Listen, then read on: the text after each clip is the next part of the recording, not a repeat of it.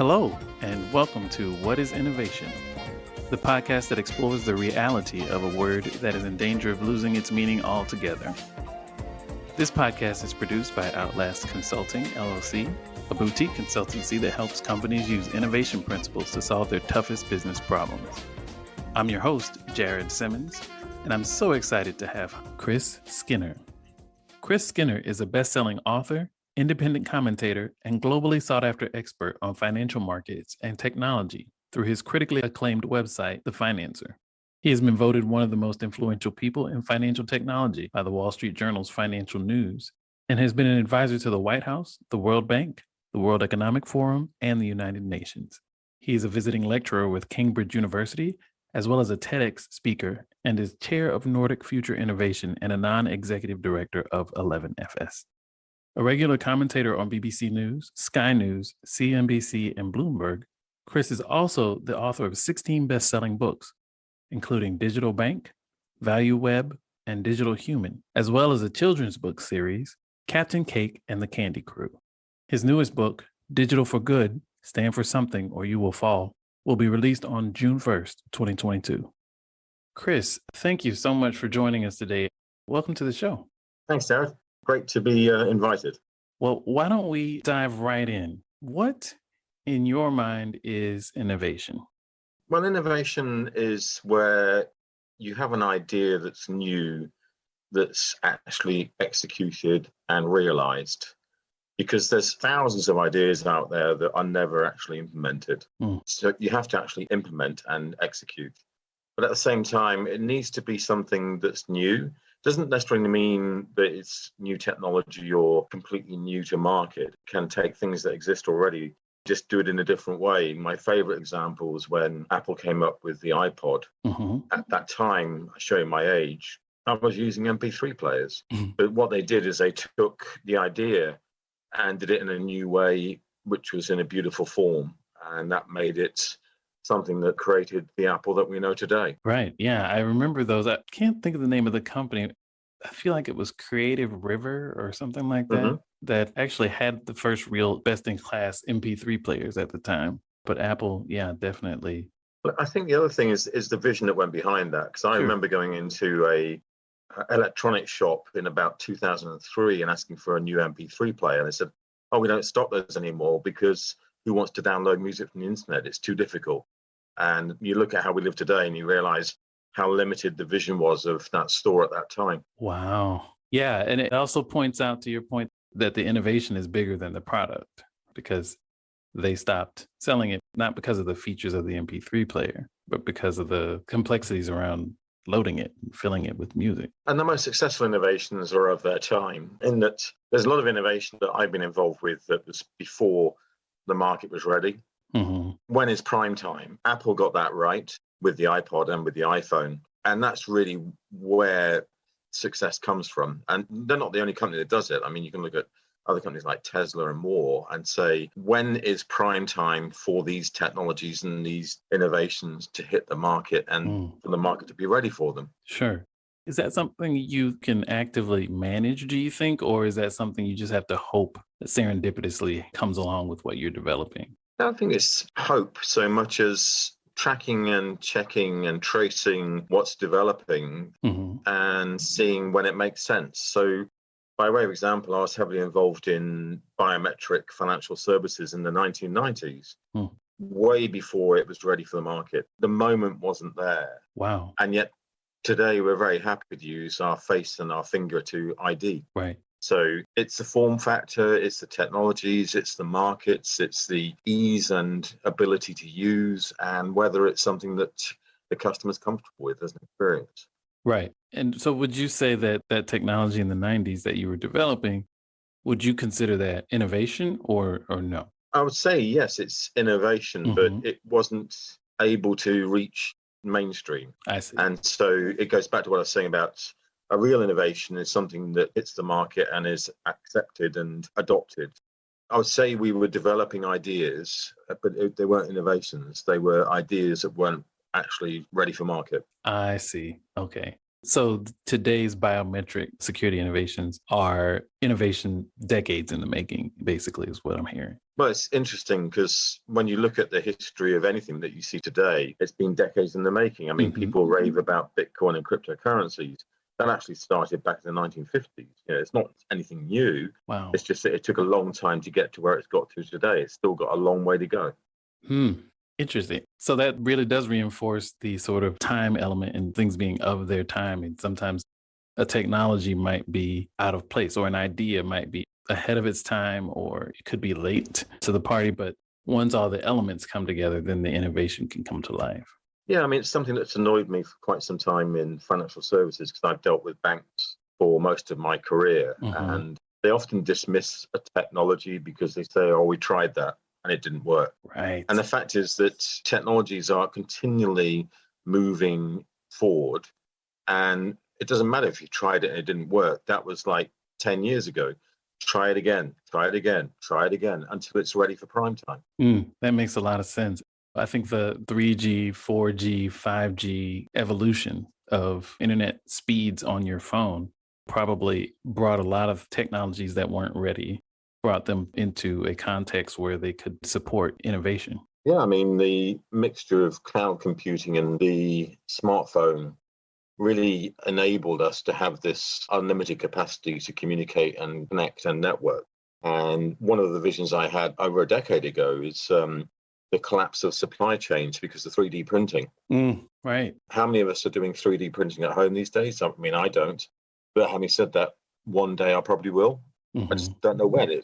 I'm waiting for that technology to reach mass market. So it's really all about some things are obvious. It's obvious from a security perspective that using biometrics makes sense. It's not obvious when it's intrusive and it doesn't work well. Now it's got to the stage it's not intrusive and it does work well. So you have to just continually revisit and see what's happening. I see. It seems like it would take a lot of patience and maybe humility to kind of take that view of things. Possibly. I guess because I've always been looking at the future, and particularly from a technological and societal perspective. I couldn't guess tomorrow what's going to happen economically and politically. Sure. But socially and technologically, there are some things that are blindingly obvious that are going to happen. It's just a case of when. And you just need to be practical and apply your thinking in a way that says, I've got no preconceived ideas, even though I might have tried this before. I'll try it again. And I'll just keep looking at what's going on here and see if there's something, particularly if it is blindingly obvious, like facial recognition, for example. When can we make this work? Right. I don't know if you saw it. MasterCard is now rolling out a facial recognition payment system. So you don't actually have to have a card. You just smile at a camera and that's your payment. I did not see that. Wow. So that's something that's in development or is headed? No, they've rolled it out prime time. It's already out in China with Alipay, which is the biggest payment system in China. And MasterCard's picked up on that. And now they're rolling it out into Europe and America. So things happen very quickly overnight, but they take 50 years to get there. Unbelievable. Yeah, exactly. An overnight sensation, decades in the making. There you go. Yeah, exactly. That also brings up an element of innovation that I would love to get your thoughts on is reapplication. What is the role of reapplication in innovation as you think about your definition? So I just need to ask, what do you mean by reapplication? Like the reapplication of technologies. There's this concept of a lot of people equate innovation with invention. And what you just described to me was a great example of reapplication of this technology worked here. Let's reapply it here. Okay. Yeah. So innovation is an invention. That's two very different things. A lot of inventions take place a long time before the innovation of those inventions hits the market. And when you ask about reapplication, it's really saying, how can we use something that's been maybe created left field over here in the right field over there? Yeah, exactly. Yeah, and a good example is things like the use of the smartphone and apps in banking, which is my main territory. Took quite a while to take off because people were worried about security. The more layers of security you could add that were non-invasive and convenient, easier it became to use apps in financial services. I'll give you one specific example, which is I never used the wallet apps on my smartphone Mhm. until the pandemic hit. And the reason I use them now is that I can carry 10 debit and credit cards as cash on my phone without having any plastic or cards on my body. Right. And during the pandemic, I found that incredibly useful because I didn't want to touch cash. I didn't want to touch terminals. Mhm. Everything is contactless in my country. And Right. so that became a really good way of seeing how to get through the pandemic with hygiene. Mm. I think a lot of things happened during the pandemic that turbocharged digital transformation and made everything convert very quickly to become online, delivered to the home. Right, right. Where necessity becomes the mother of invention, it's also the mother of innovation, probably as well. Yeah, I mean, I survived for 2 years without leaving my room near enough, Yeah. thanks to being able to use online ordering. Exactly, exactly. And it's really interesting to look back at the last 2 years and think about how quickly things became different and then how quickly we adjusted to them in the grand scheme of things. I might get the numbers wrong, Jared, but in the UK, about 6 million banking app downloads occurred in March, April 2020, which was a 12% rise In the UK alone. in the UK alone. It was a 12% rise in the use of banking apps in 1 month. As you say, necessity is the mother of innovation. Unbelievable. There's all these phrases and terms, the next normal, the new normal, getting back to this and back to that. I look at numbers and statistics like that, and I think, what are one of the unintended consequences, but what are the new habits and behaviors that we as consumers and users have learned over the last 2 years that we are not going to walk back from? There's a lot of talk about going back to old ways of doing things, but a lot of the things we've taught ourselves to do in the last 2 years seem to work. Yeah, I mean, I think we will go back to some of the usual things, Hmm. such as the fact that conventions and conferences and exhibitions still make sense. That's my Yes. business. That's what I do for a living. And what I've missed is that human connection. On a Zoom call, it's all well and good, but you don't get the water cooler conversations, which are the coolest conversations. Exactly. That's the bit that really works, Hmm. the offline discussion. But for most of our hygiene habits of ordering and being online, making calls, yeah, I mean, digital works, like we're having this conversation now. One of the things that got me during the pandemic was how quickly everyone moved to video calling Hmm. versus the old way of using Skype or whatever it was you used, voice calls. And I actually retaliated against that because I didn't want to always be on video. I quite enjoy being just a voice. So Hmm. there's some habits that will stay and some that will go. And I'm not sure about the future of some of the big video calling platforms, but certainly online ordering, using online services, being digital, getting everything delivered, and using apps for accessing finance. I think people are a lot more comfortable and confident now, 2 years after the pandemic, than they were 2 years ago. Agreed. Agreed. I really like that you highlighted as we brought all these new technologies in and drove adoption, that doesn't mean that everything's going to stick where it is.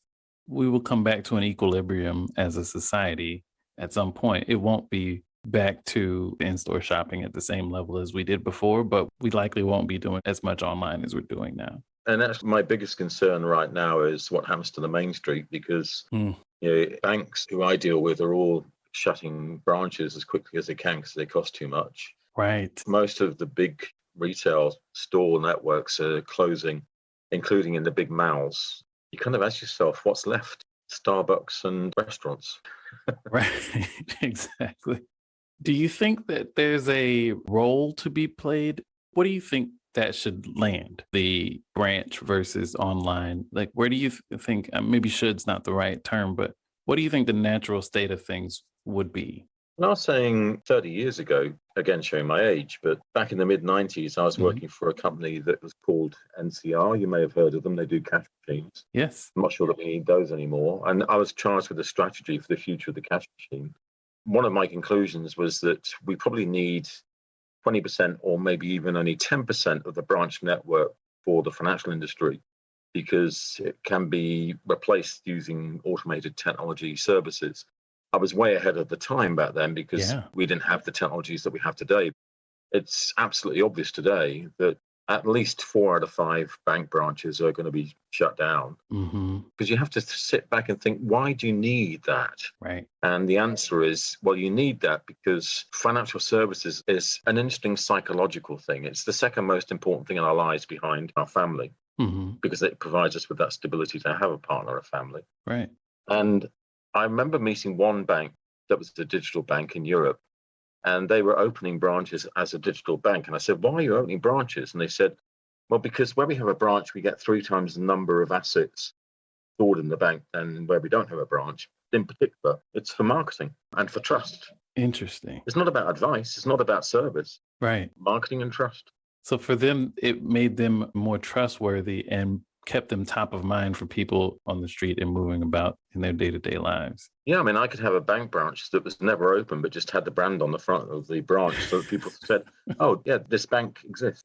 It's real. I'll go home now and get online and put my money in there. There you go. The psychology of that is fascinating. So I can imagine these banks approaching from these two extremes, finding some sort of equilibrium over time, the online realizing they could use some of the trustworthiness and the solid view of being a solid institution that comes from having a physical location, and the overhead and the expense and the upkeep and all those things for the established traditional institutions probably push them back toward the center as well. So put it in context, and it really struck home to me, and this is like 10 years ago, so it's not new, but I was dealing with a Dutch bank, and they were starting to shut down rural and urban branches. And they gave me a figure of one of those branches, which was on average, it would peak at 20 customer visits a day, but had 2 staff. And you kind of go, that just does not make sense to have that overhead. No. So what you then end up thinking is, so if I need to have a physical presence for marketing and trust, where do I need to have it? And obviously where you have it is where the major footfall is going to be. Right. And everything else becomes irrelevant. Right. So it's solving a different problem. And so you would probably approach it differently, even if you still have 100 branches. Especially now that everyone is downloading the apps and using them because of the pandemic. Exactly. So you talked about seeing the trends moving in this direction decades ago. How do you think about the future when you look at the tech side of the financial industry? Are there any sort of views that you have 20, 30 years out from now that you think are trends that are going to stick? I think the main one is that most banks should have done digital by now. I know that most banks have not, Right. but they should have done it by now. By way of example, most banks did sign up for cloud computing in the pandemic because they had to, but they didn't do anything different. They just took what they were doing before and put it into the cloud. Oh. I had one bank the other day proudly telling me about 80% of their systems are and infrastructures in the cloud. And I'm going, well, that's just tin. What have you done with your business processes? Right. Have you changed those to adapt to digital and cloud? And the answer was we haven't. Mm-hmm. And I got this feeling very strongly that what we should be designing today is for customers on Mars, a head office on the moon, and our people on Earth, because that might as well have been the way it was for the last 2 years, Right. because no one was leaving home, and that included customers and staff, Right. and we didn't need a head office because no one was going in there. Right. And that's really the way we should be designing our processes and business for the next generation. And if we haven't done that already, then that's what we should be doing. But specifically within this, what's happening with fintech and cryptocurrencies is the fragmentation and decentralization of finance. And we talk about this a lot, but there's 18,000 cryptocurrencies out there, 10,000 are active, there's 26,000 fintech startups out there, many of them doing a great job. And when you look at the amount of money going into those companies, $210 billion last year was sunk into fintech startup ventures. Wow. That's just the venture money. It was all the private equity and venture money. Yeah.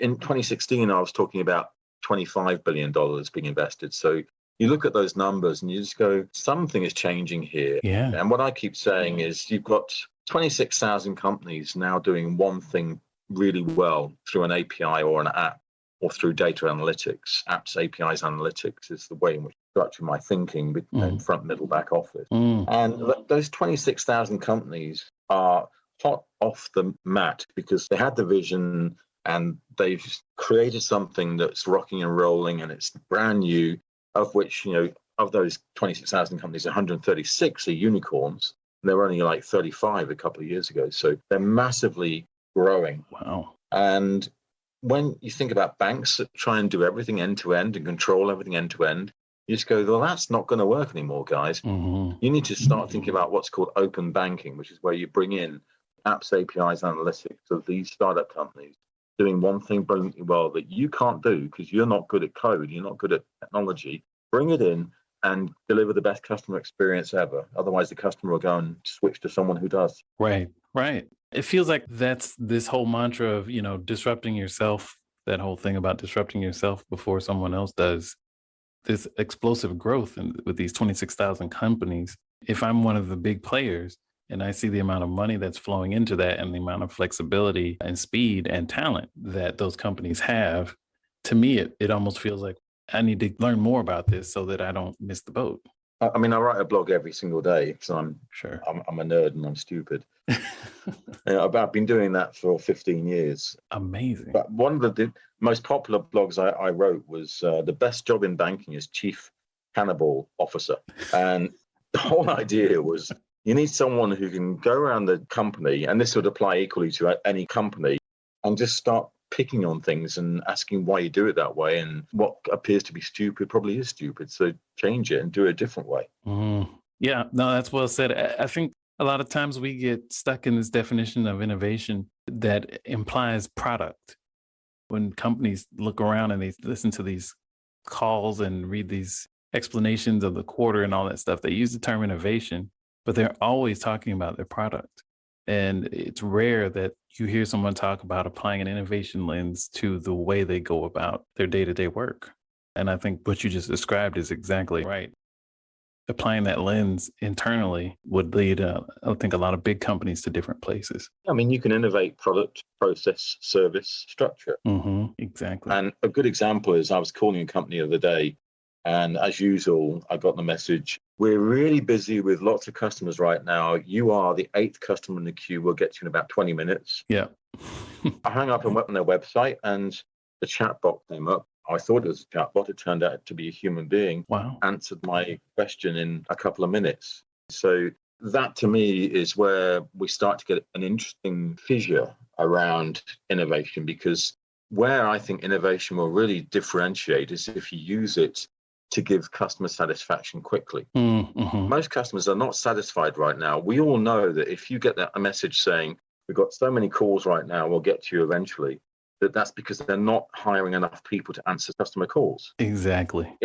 So can you innovate around that? Yes, you can, using a chatbot, but it's not a chatbot. It's a mixture of maybe a chatbot and a human. Mm-hmm. And so you need to look at process and service as well as product. I couldn't agree more. The investment in innovation around your structure and your service and those things ultimately pays off in the customer experience as well. So yeah, that's a great example. We've talked about what innovation is. I'd love to hear from you a bit about what isn't innovation. What isn't innovation is where an idea is not executed or implemented and it doesn't hit the market in prime time and take off. And it goes back to, and I'm culpable of this myself, I've had many, many, many great ideas, but I've never actually delivered them, or not at the right time in the right place to the right market. Mm-hmm. So you can have an innovation, but it has to be something that really gets customer traction. And maybe the best example is some of us will remember the old Blockbuster DVD stores. Oh, yes. I had an idea way back when that streaming would replace it, but I'm not the founder of Netflix. That guy is the guy who took the money. When you look at the history of Netflix didn't start off as a streaming video company. It started off as a DVD distribution company. They had to make that switch. It's really interesting. I remember listening to the Andreessen Horowitz A16Z podcast where they had, I think it's Ian Morehouse, who was head of Netflix streaming cloud services, talking about how that happened. And it was just an amazing gamble, which might not have paid off, but they gambled at the time to move to cloud streaming services, just as cloud streaming services were ready for prime time. Right. So it's being in the right place at the right time And it isn't innovation if you don't have a customer. Right. You've got to have a customer. That is so true. I think the Netflix example is a great one. I remember I was at Procter and Gamble during those days and a senior in the innovation group and one of the senior leaders in the innovation space went to some conference and he came back and he said, yeah, the CEO of Netflix spoke and he was talking about streaming movies directly to televisions in our living rooms. And this sounded like the most ridiculous thing on the planet. The company had just started and they were mailing CDs and very few homes even had broadband at the time.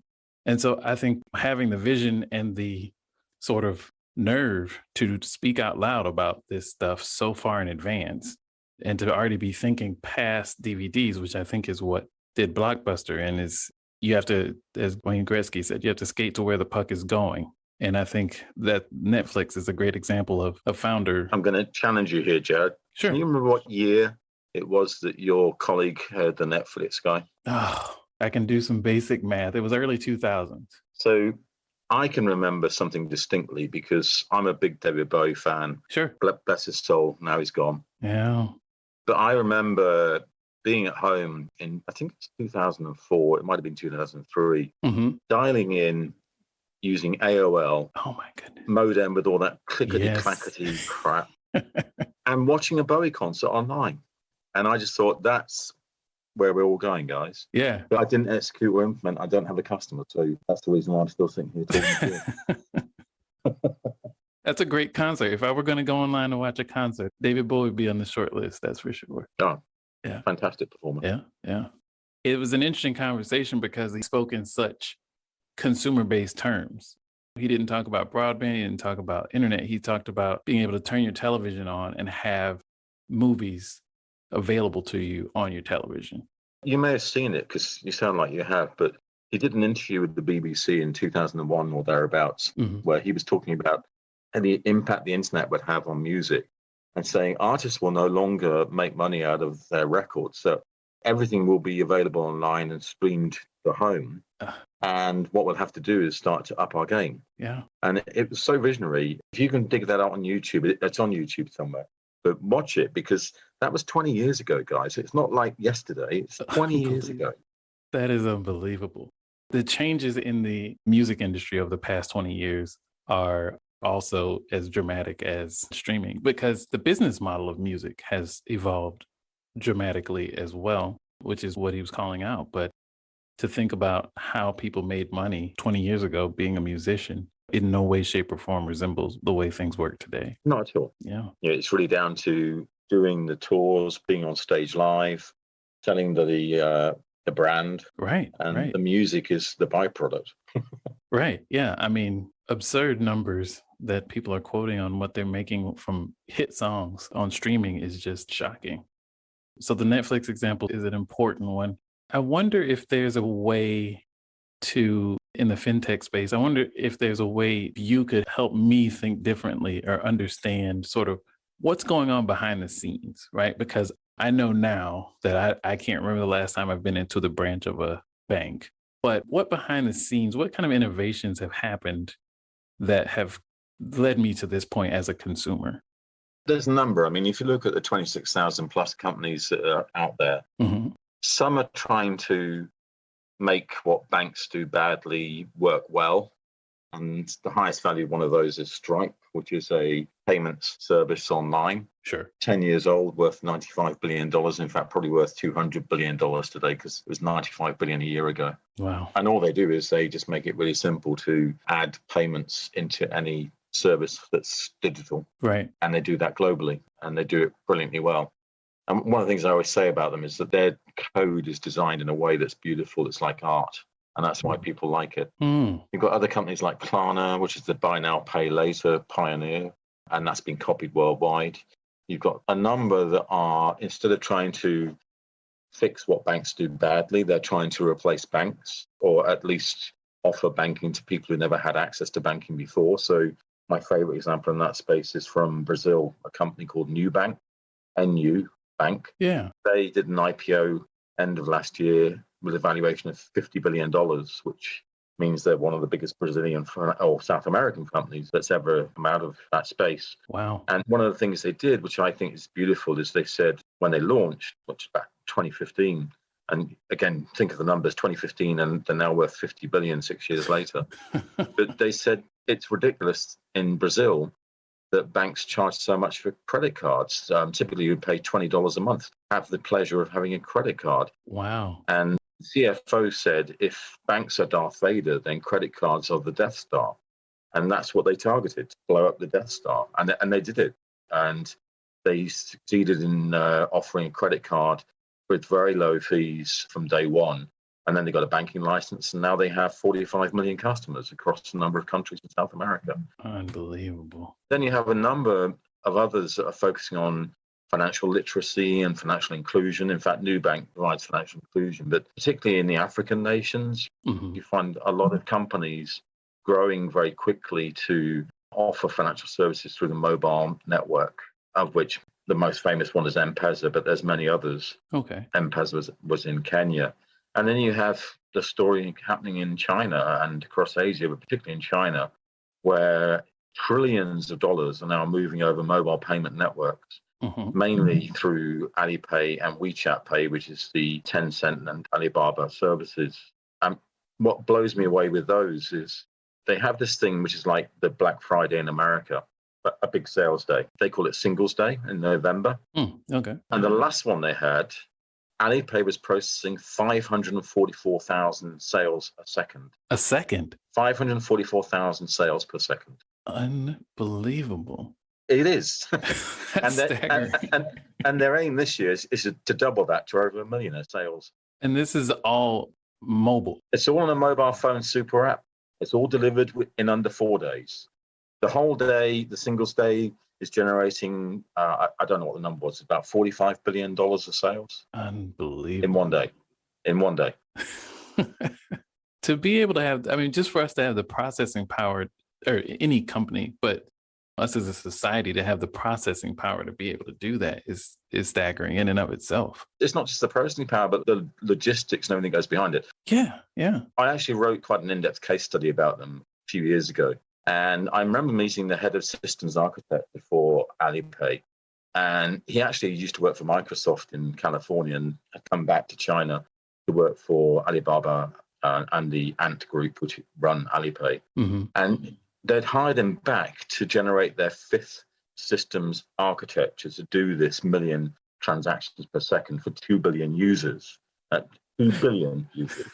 And as he explained it to me, I said, you're on your fifth systems architecture? And this is a company that at the time was just 14 years old, which means they regenerate and reboot every 3 or 4 years from scratch. Unbelievable. Yeah, it is.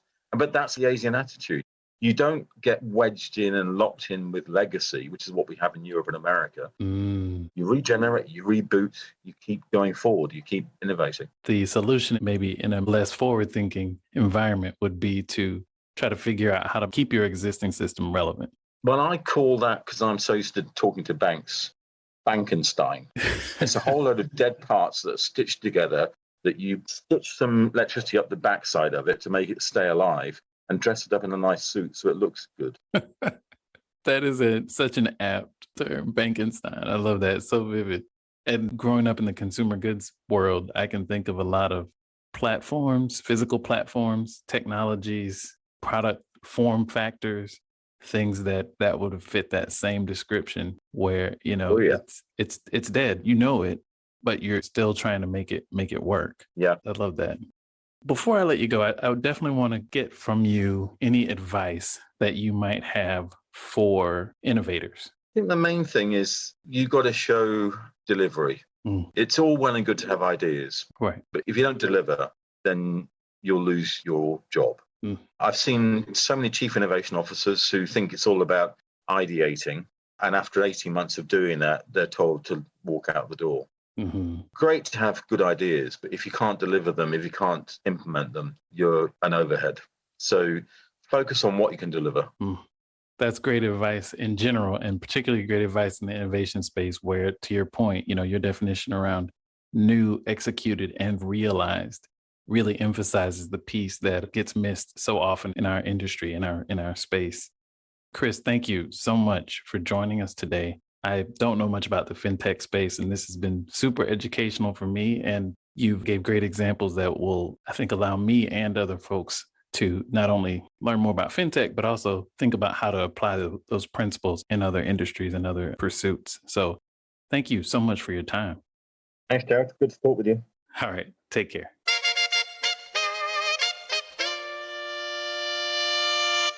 We'd love to hear your thoughts about this week's show.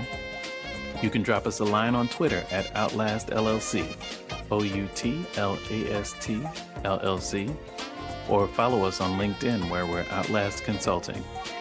Until next time, keep innovating, whatever that means.